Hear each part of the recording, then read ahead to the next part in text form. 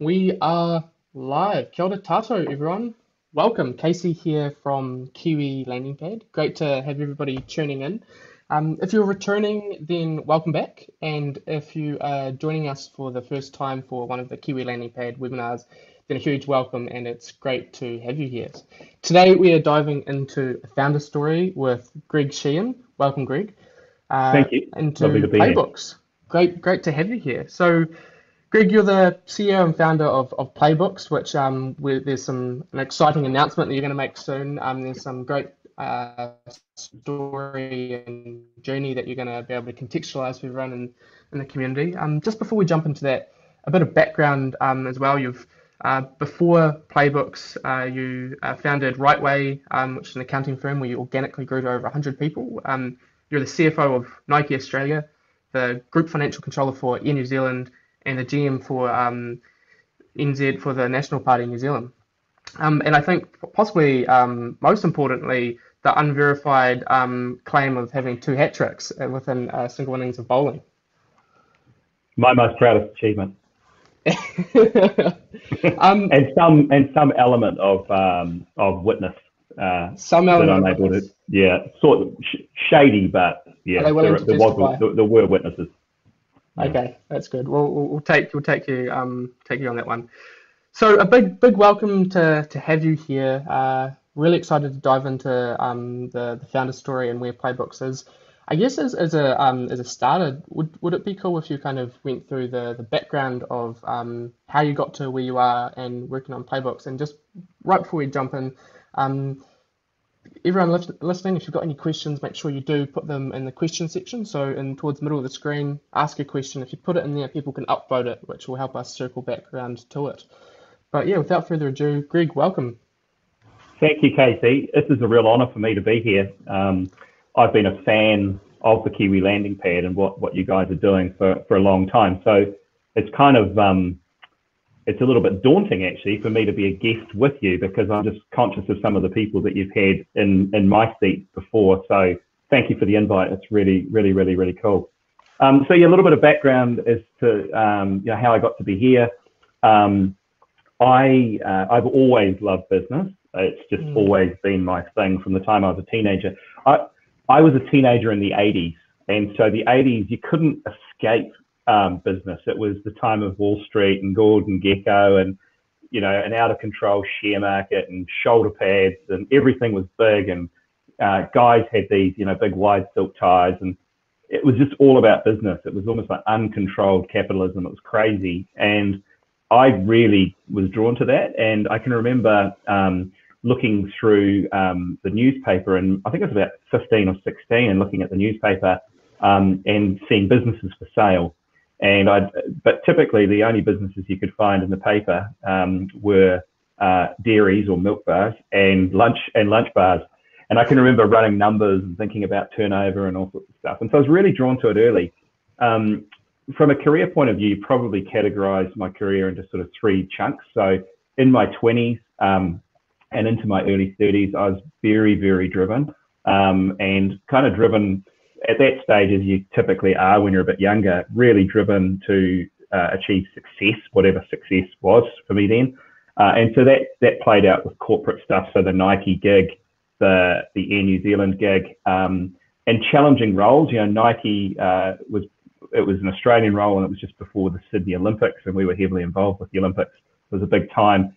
And then at Air New Zealand, the group financial controller role just after September 11 and the collapse of Ansett, which happened 2 or 3 days after September 11. So Air New Zealand nearly fell over at that point. This was a really interesting time there. So that was kind of the first part. Second part of my career was in the kind of not-for-profit space. I ran a charity. I ran a political party, as you said, and I was looking for real meaning and purpose. What I could do in the world and make an impact. And then in my early 40s, so about 10 years ago now, started Rightway, and so then got involved with that whole high growth experience of going from 4 of us and an idea to at one point I think we had 130 people, and just going through that tumble dryer and that whole experience of what it was like to scale a business. at speed. And then during Rightway, because we grew so fast, I had an opportunity, I guess, to speak at a lot of Xero conferences around the world because we became Xero's largest partner globally, and we'd done it all organically. And so Xero wanted me to sort of get up on a stage and talk about how great Xero were. And so I would do that, and I did it in Aussie, I did it in the US, and I'd meet all these accountants, and I pretty quickly worked out that they had the same problem that we had in our own firm, which was, as accountants, you end up forming a really quite a trusted relationship with the people that you're helping, those mostly small business owners, plumbers and farmers and cafe owners, restaurant owners and things. And the trusted relationship was really, really strong, but they would be looking for more help. So if they were chefs that had bought a restaurant, they'd be looking for help on, how do I build a restaurant? How do I make a successful restaurant? I'm good out in the kitchen, but I don't know how to run a restaurant. And we just came up short every time. We didn't really know how to help them. And I could see that all these other accountants around the world had exactly the same issue. And despite the trusted relationship they had, they just couldn't really help those small business owners build much better businesses. They were really good on doing tax and cash flow and all that kind of good stuff, but they couldn't help with the other stuff. And so it was that idea that ultimately led to what is now PlayBooks. Wow, okay. That's awesome. And some of those challenges that you saw diving into PlayBooks, what is PlayBooks and what's the space that's playing in? Yeah, so PlayBooks is a SaaS-based B2B platform.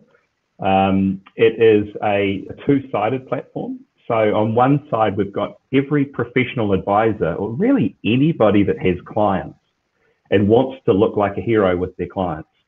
So whether they are an accountant, a business coach, a banker, a farm consultant, they could even be a professional engineer. It really doesn't matter as long as they've got a client relationship. And so on one side, we give them a really awesome way of being able to run their meetings with clients.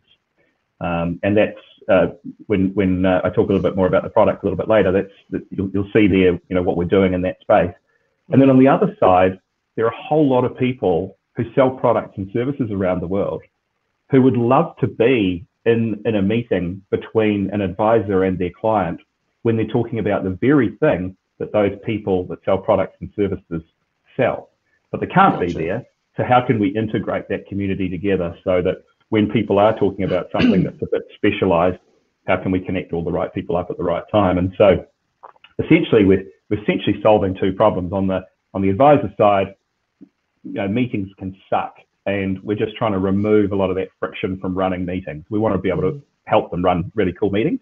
And on the other side, we want people to be able to sell products and services essentially through a new e-commerce platform where not only are we solving the timing issue, so we know that the buyer is ready to buy because they're having a very discussion about the thing that these people sell, but equally when people talk about what they need to do with somebody they trust, i.e. their advisor, they're far more inclined to buy. And so we think that does some really cool things on the e-commerce side. Gotcha. Okay, that makes sense. And if I'm understanding it correctly, like from the consultant or advisory side, there's so many potential challenges that a client might be going through, and it's unreasonable to know everything, right? Nobody knows everything.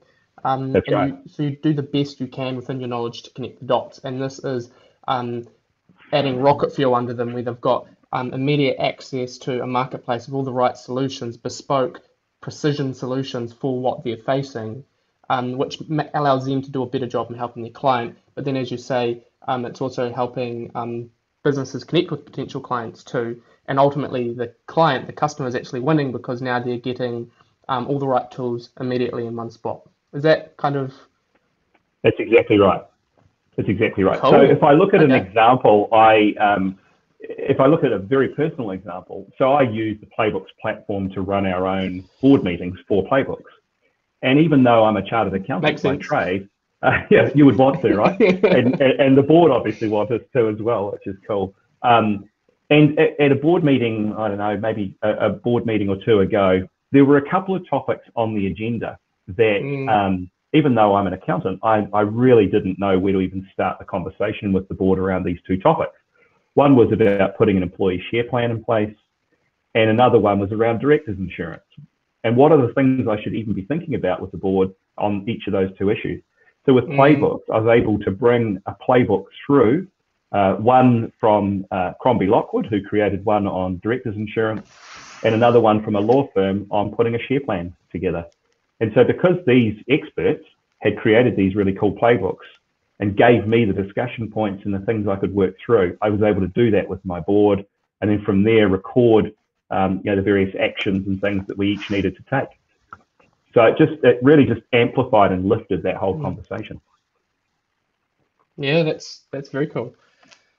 All right, so I guess going from there, we've had a bit of an overview of playbooks. How long have you been working on playbooks? I was just looking at this the other day. We incorporated the company in September last year, and so almost a year. Yeah, and it took probably, I don't know, 2 or 3 months to really start conceptualizing the idea. We did a lot of work on whiteboards. Mm, I did a pre-seed capital raise about Christmas last year. Then we got into a whole bunch of custom ideation in January this year.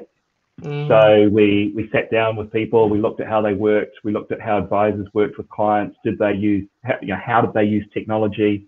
Did they work off laptops? Did they work off tablets? Did they have screens on their wall? How did all that work? So that we knew that we were working with how people already worked. We weren't trying to change behaviors.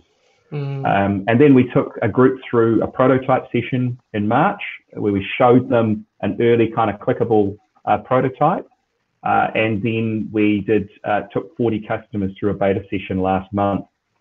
And today, at 4 o'clock today, we go live, which is really, really exciting. So that's there will awesome. be a new website up at 4 o'clock today, a completely new website, and you'll be able to log in and have a bit of a play with the product for free for a few weeks. So get in there and check it out.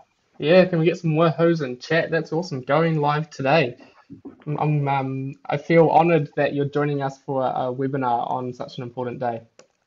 It's super cool to be here today. When you said, "Hey, listen, can we do a webinar next Thursday?" I was like, "Actually, this could be great." So thank you. Launch party. Um, Absolutely. cool. So a year's worth of really hard work and many years before that of learning and understanding the problems to get to here. So that's super, super cool. So what's the current vision for Playbook? Where do you see it going? Yeah, our vision is to bring the world's best expertise into every meeting, right? So it's a nice aspirational vision, and we are a very aspirational, group of roosters in this company. Um, think about the inefficiency that goes on when two or more people, get together and discuss something. Mm, Um, they can't possibly know everything there is to know about everything. Um, Yet there will be somebody in the world who is really, really good at that particular topic. And mm, so the idea of being able to bring the world's best expertise into any discussion we think is pretty cool for the world, because it removes a whole heap of inefficiency, of bad decision making, of choices that take you down a road that just weren't right for mm, for the age and stage of your business. So that's our vision, is to be able to bring that best expertise into every meeting. And we know over time that the way the platform's built and the way that we can rate content, the way that we can bring expert content into play, how people can favorite content, etc. over time, we think it's really cool where we can take this. And then we're kind of keeping a bit of a watching eye on how artificial intelligence starts to improve, the rise of the use of artificial humans in conversations, etc. And when that time is right, how can we augment that into the advisor-client conversation as well? So mm. it's we're pretty excited by where we can take this. Yeah, that's super cool. And meetings are such like an important part of business, but quite often and they can also be dreaded as well because if you're not prepared, meetings can drag on for far longer than they need to, and you can kind of keep circling around and I mean, there's all sorts of different rules, like the two pizza rule. There's all sorts of like kind of anecdotes out there for how to deal with them. But the crux of it is that meetings are important, but how do you make them more effective? Exactly. And how do you do that in a way that just works with people's own existing way of working? People are so time poor these days that they don't really have a lot of time for preparation, but they don't want to look like a dick when they go into a meeting, you know? Yeah. And you think about our environment right now, we're switching often in a Zoom or a Google Hangout or something, we're switching from meeting to meeting to meeting to meeting. And advisors are doing that. And, you know, where were they at with the actions they agreed last time? What if the client throws something at them that's a little bit curly? You know, how do you help them deal with that and make that process so much easier? And that's what we're all about, is how do we make that easier? Because there's lots of content out there, right? There's content online everywhere, and you can go and search for stuff and look for stuff.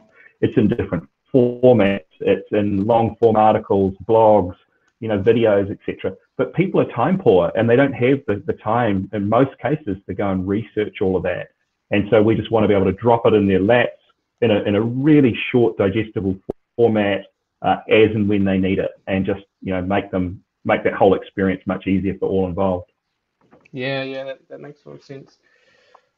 What would you say has been one of your big challenges and one of the big hurdles you had to overcome to get to where you are now, launch day? I think the biggest one is just, you know, building a product that people want to engage with, right? So people have already got a lot of software, a lot of applications that they're currently using. So the biggest one for us was determining how not to just give them something else that is just another thing they have to worry about. Like, how can we work with their existing way of working? And actually the meetings approach was almost an accidental find. So I'd originally started off by going, oh, look, I just want to be able to create these great playbooks on different industries and different topics so that advisors, and at that stage we were thinking just accountants, but actually it's become much broader. How do I just give them those playbooks? And then we realized that when we did the ideation back, you know, 8 months ago now, that people weren't going to go and look at some website. You know, they didn't have time. They were in and out of meetings. And so we realized really quickly that for us to solve that problem, we had to run with how they normally do things now, which is the in and out of meetings. We need the meetings platform to integrate with their calendars, and this product does. Just make it super seamless and super easy. But until we solved that, we knew we were gonna struggle. So that was probably the biggest surprise and the biggest sort of hurdle we had to overcome, and then we had to kind of really rethink the whole concept of how the product would work. That makes sense. And we do live in a world of kind of like information overload, right? And there's so many different tools out there that it really does have to be congruent. Otherwise, it becomes just like an extra thing that you favorite, that you hope to use one day for the right thing, but you get so carried away in the day to day. So Exactly. that's awesome that you've kind of prioritized the frictionless aspect of it, that it empowers your day opposed to just another thing to bolt on. That's right. It's running with human behavior rather than trying to change it. How did you go about kind of getting a bit tactical on that for founders listening that probably in many cases are trying to do the same thing of they know they've got something that they can add a lot of value, but it's kind of like, how do you, exactly as you described, integrate it into the way that running with human behavior? Tactically, how did you go about trying to identify that human behavior and how playbooks kind of integrated with that, and where it wasn't congruent? What did that process look like? Yeah, so I think there's a couple of things there. One is you have this gut feel. I think we, as founders, we're all really driven because we've got this great idea. And I thought I had this great idea. In reality, people don't care about your great idea, right? They just care about their problem. And I know it's a cliche, but you have to really solve their problem. And for us, the problem that we were initially solving was, how do we make that, that conversation with their client easier? How do we give them this advice? And then we realized through the ideation sessions and physically watching how they worked and sitting down and interviewing how they worked before we built any software, before we even mocked anything up, just looking at it. And really quickly we learned that the human behavior was, I'm an advisor, it's 9:58, I've got a client hitting, a Zoom call or coming into my office. This is actually pre-lockdown, pre-COVID. We didn't know about COVID at this point. That weird world. In that weird world, we used to do coffee in coffee shops, and somebody was going to come into reception at 10 o'clock, and it was 9:58, and you had hoped to prepare for the meeting, and you didn't, and now you've got to wing it. And we started to really look at that and say, okay, well, how do we work with that? How do we make that happen? And then we started shaping the product through a whole range of different sessions with, through beta, our beta customers, and earlier through a prototype. And then the other side, again, was, in terms of how do we solve people's problems? I mean, we're still working through that in terms of people who want to sell products and services. Everybody wants to sell their product and service. So there's a hungry crowd there for people who want to promote their expertise because they've got expertise around their product and service, and listening to them and what it is that they need, and making sure that we do that really elegantly so that their brand, their expertise is positioned in front of an advisor and the client just at the right time. And so we think we've made a pretty good start on that with the product you'll see today, but we will keep iterating and we'll keep learning and evolving that. I think it's just important to just keep listening and not getting too set in your views on how it should be, but just continuing to listen. It's a perennial feedback loop where it's always taking new information and always kind of refining it, and you're just sharpening the saw on where that product market fit is. Absolutely. Okay. Cool. Okay. I'm definitely resonating with the challenge of, like, when you've got a back-to-back meeting and then you all of a sudden, that exact scenario, right? You've got 2 or 3 minutes before your next call. I mean, quite often you can be in a situation where you're literally trying to, like, get out of a meeting to jump straight into the next meeting. So having something that you can kind of lean on that pulls that. I've got a question for that. Just before I jump into that, folks, if you've got questions, make sure you do put them in the question piece, and we'd be keen to circle around to them. My question, Greg, is how do you go about prioritizing the right resource, the right expertise to come in and helping the advisor or the accounting firm to find that for the client? What's the process look like?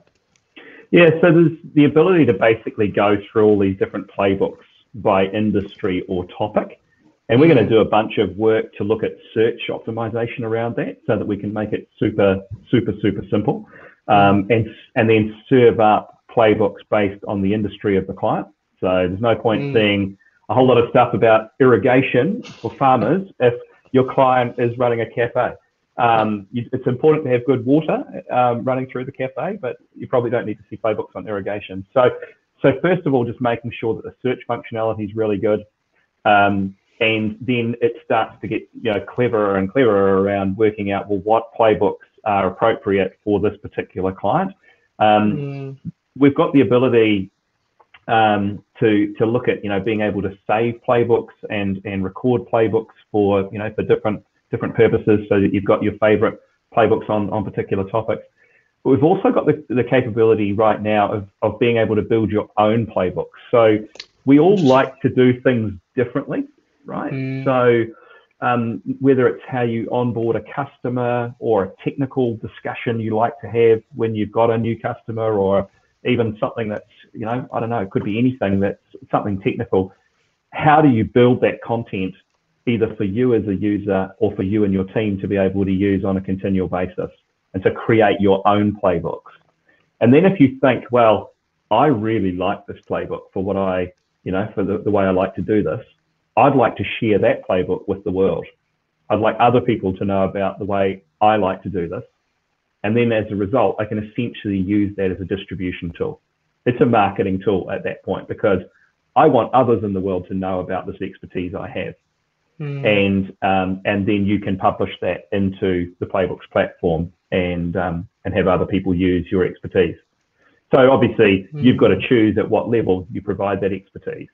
And in that area, you get completely different views. There are some people who get kind of feared out and worried about sharing expertise, and others who are prepared to give all of their expertise away because it positions them as the expert. And they just have to find that level of comfort for them as to what's appropriate.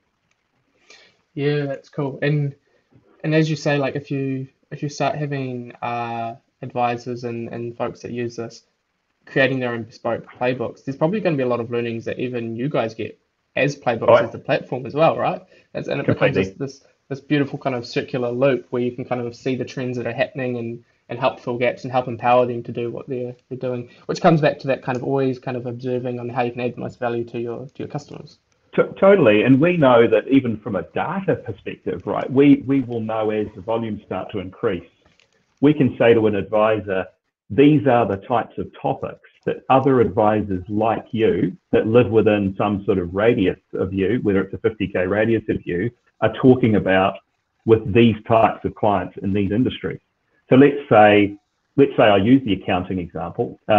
You're an accountant, you're in Ashburton, or you're in, Menlo Park in California. Mm. What are other advisors talking to cafes about right now during COVID? What are the issues that they're talking about? And be able to surface playbooks, Interesting. in that way. I mean, there's a lot we can do in this platform as it starts to expand. Yeah. So it actually helps keep people in the loop on um, contemporary trends and thought processes that are important for particular issues as well that will naturally surface. And, Exactly. and another thing that kind of comes to mind as well is we had a webinar recently with Lauren Vassarello, just an incredible lady over in San Francisco. She's the CMO of a startup called Talend.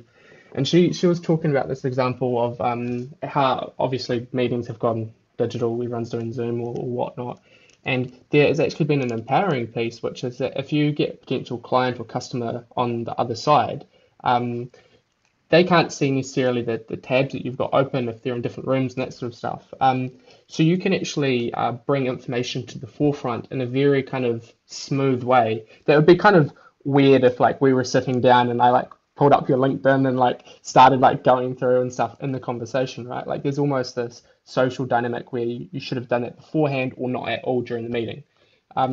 Whereas now in a lot of settings, we are empowered to be able to have information at our fingertips and being able to kind of bring that in a congruent way. And it seems like you're right in that slot as well, where like this that sounds like it would work well in person, but equally with all these Zoom meetings and stuff, it would just be a super smooth way of bringing resource to the forefront. That's so true. And I think with what's happened with COVID and the confluence in the way that technology's changed and allowed us to work from home or to work from anywhere, the world's truly flat now. Like it's truly flat. And in terms of New Zealanders being able to go and, build companies and build products and services from here and reach anywhere in the world, it has never been such a flat world right now, right? Like none of us can get on an airplane, Yeah. and so and that could be with us for a time. So the ability for us to have information at our fingertips, to have a really awesome curated experience of talking and being able to collaborate around things from anywhere. We're kind of in a way really fortunate that we're in an era that we're in. Although it's a tough world right now, we also have a tremendous amount of opportunity in front of us right now. So I personally think it's really exciting. Yeah. I'm the same. I sit on the optimist side of the spectrum, and I think it's a world of opportunity for us to. I like the term that I've read a few times now, build back better, but also tying that in with the opportunities on this reset that's happened and how things have been disrupted, and yes, challenges come with disruption. That's also where it creates new pathways for things to come forward too. So, 100% agree. Switching gear a little bit. How have you gone about in regards? So I understand you're going through a capital raise at the moment. Yep, How that's right. what's that process look like for founders listening? Yeah, well, like all founders, you've just got to hustle, right? And Yep. you just have to get so good at rejection. And I think, for those of you who are new to your founder journey, I don't think it ever gets easier. This is I think it's my fifth fundraising round. I did three at Right Way, and this is my second at Playbook. it never gets easier. You can build a really good process, and I'd encourage everybody to build, a really good process. A So good playbook for it. structure it. Yeah, exactly. Somebody needs to write a playbook for this. Maybe I'll do that when I get some time. Or people who know more about it than I do. Actually, some of the venture capital firms could write some good playbooks on this.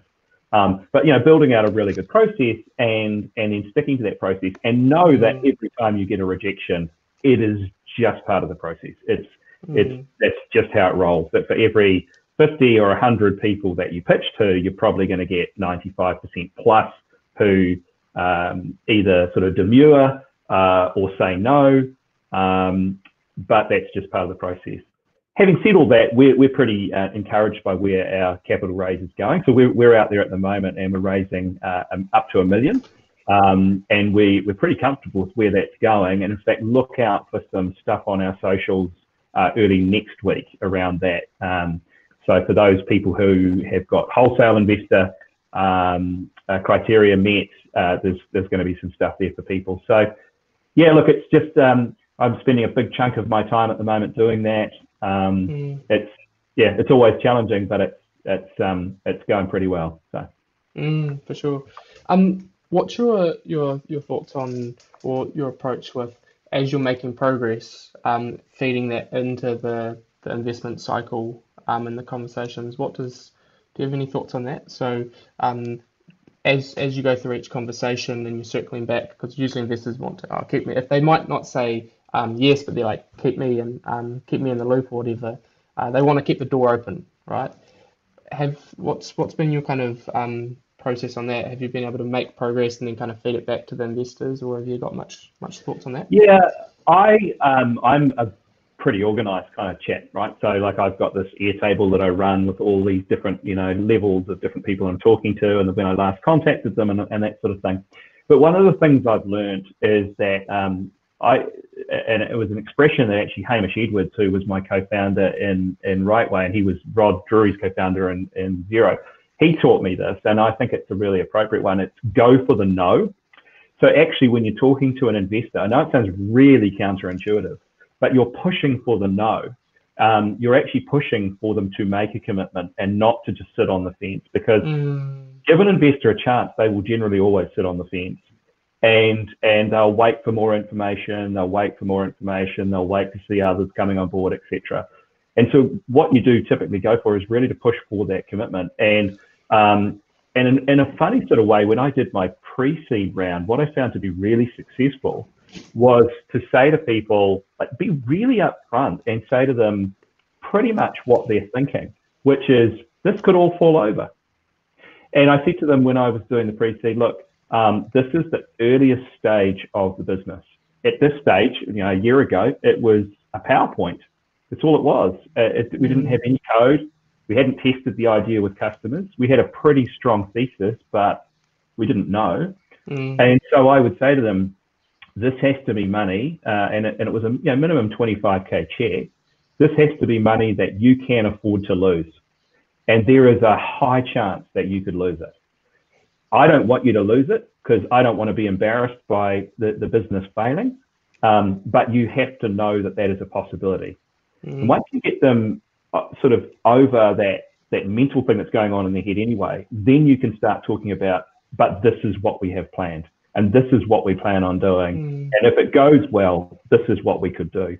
And it's just so much more empowering. You feel better because you're not trying to sell something that you don't truly believe in. You're being 100% transparent. And you're also not sort of left wondering at the end of the conversation, like you are going for that commitment.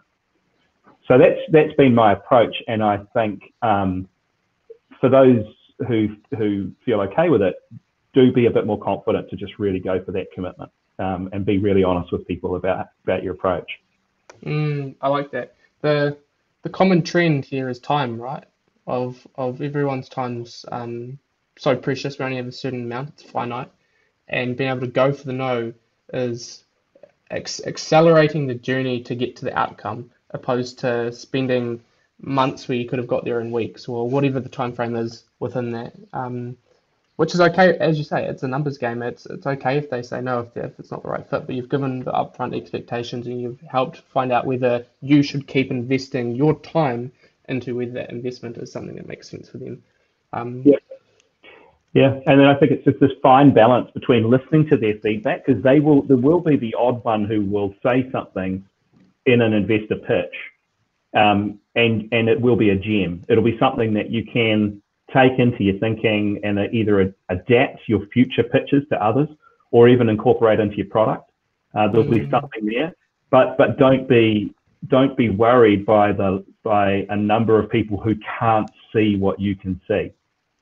It's a mm, common thing for a founder to be able to see a future that other people can't see. And we know, there's lots of companies out there where the founders could see something that others couldn't see. And so you just have to kind of lean into that and just keep running through the process, because there will be some people who can see it and who do get it.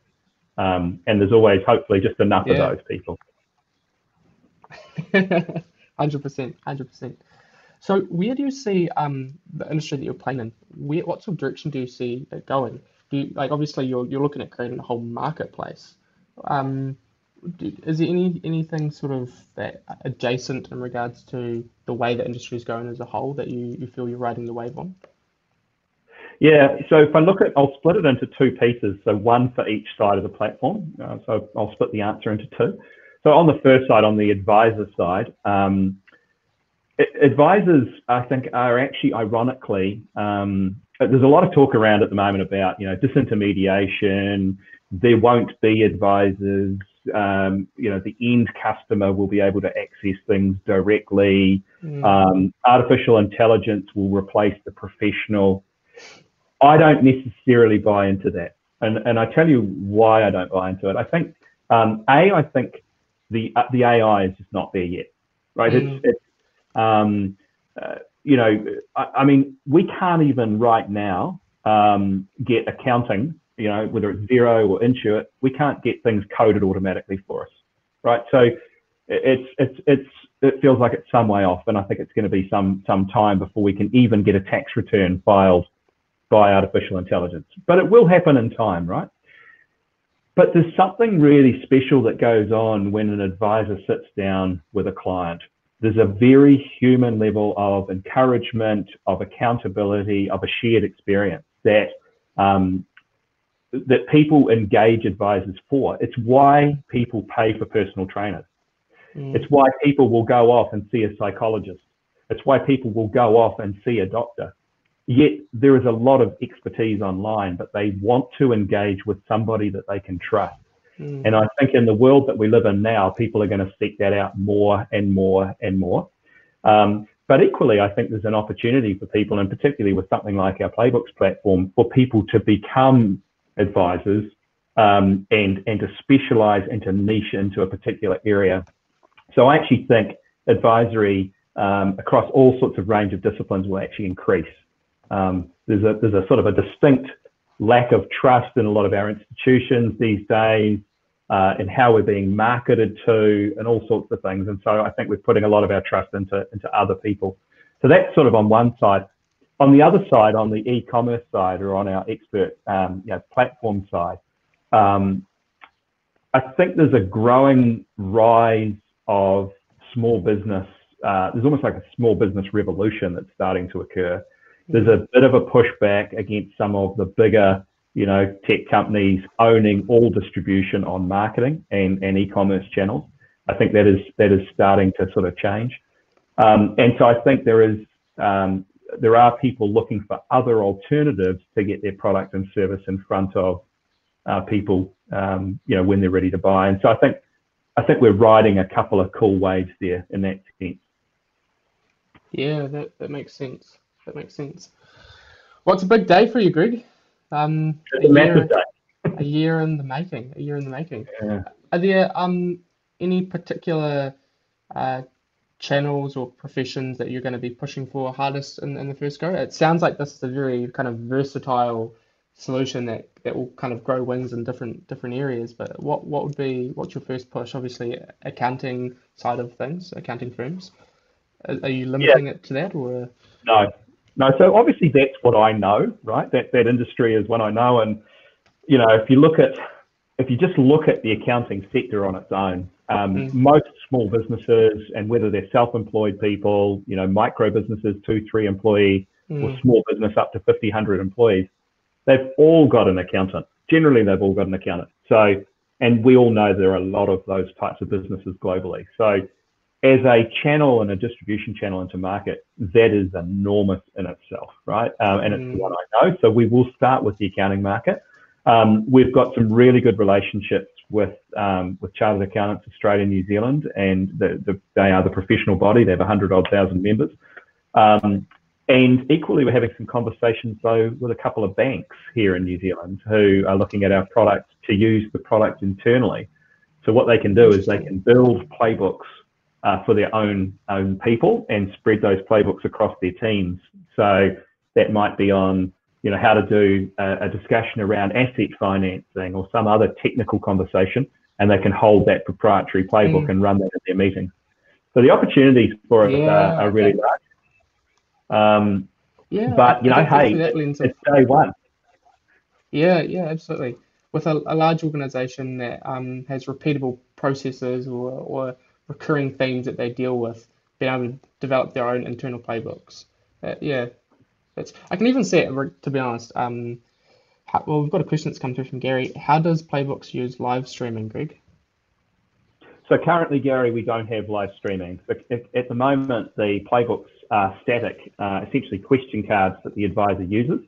They're simple, digestible question cards with a couple of talking points. And probably the best reference I can use is if you've ever used a platform like Blinkist. Blinkist allows you to, instead of go and read a whole book and take, a couple of weeks to get through a book, you can read a book over a cup of coffee in about 10 or 15 minutes because it's summarized formats. So think of the same type of approach, but where that digestible chunk has been built by an expert, and then you use that digestible chunk in question form in a meeting. But we do see in time that, for a whole range of other types of medium that we could use, and whether that's live streaming, etc. And would you be able to also obviously dive into the more in-depth side of where those chunks have come from as well? So that way in a meeting, you've kind of got the surface level that you can kind of make sure you're hitting all the key points, but there's the substance of where it comes from as well that you can go through when you have time. That's right. And also have playbooks at different levels. So basic, intermediate, and advanced. Have child-parent relationships with playbooks, or provide more information back to your end client. So it might be that you say, hey, we've had a discussion about something at a fairly high level. Here's a video. Here's some other information that I think you should look at. And then from there, actually, if you do want to engage a specialist, here are some choices for you to elect as the client to go and do something about that, whether it is to engage a service provider, to buy a product, whatever. Another question from Gavin, which is, how big can this product get? Like all founders, Gavin, we're optimistic. We're ambitious. This is no kidding. We could build a unicorn business just off the back of the accounting industry. So the accounting industry has a couple of unicorns already with Xero and Intuit, etc. And they provide cloud accounting to small business. We're a what-to-do platform for business advisors. So, that's just in the accounting space. Then you roll it into banks, you roll it into, I've got a mate here locally who runs a planning firm, resource planning, and he's got, 10 or 12 staff. He said he can build out all his own playbooks on topical conversations. He can let his team run those playbooks in their meetings. And as a result, he doesn't have to spend half an hour sitting down with each of them before they meet with a client on looking at all the right questions to be asking. So it has massive application. But it is day one. So check it out. Literally. Hot today, literally day one. Yeah, that's very cool. All right. Well, I guess just as we look to close up, is there any other use cases that kind of come to mind for someone that's been using it on what it looks like, just to kind of help the founders listening figure out this might make sense for them?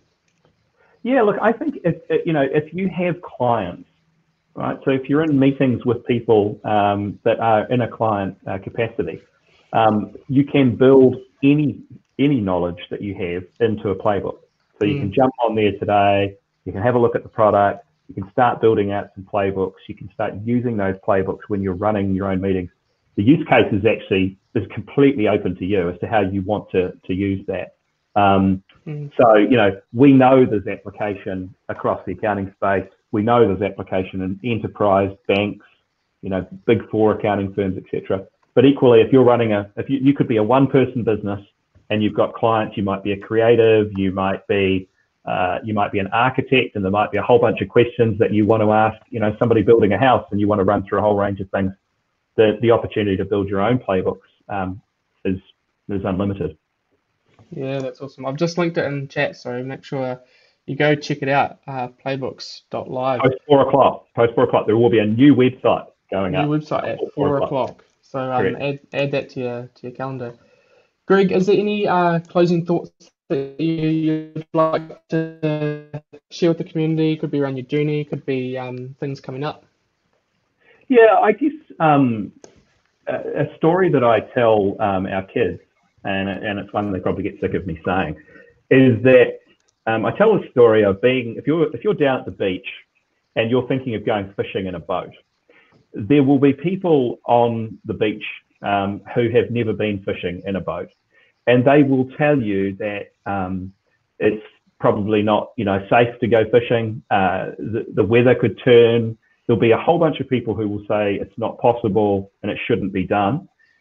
And you need to be really careful. You need to be kind to those people, but if they've never been fishing, then don't take advice from them. Whereas there will be other people who have been fishing way further out to sea than you are planning on going, and they've been out there regularly. Those people will be your biggest encouragers. They will be the ones who, when things are a bit tough, or you're thinking about what it is you want to set out to achieve, they will be the people that are around you that encourage you the most. And so I just think I would encourage you to get yourself around people that have lived big lives or have done something similar to you, because they will be your biggest cheerleaders.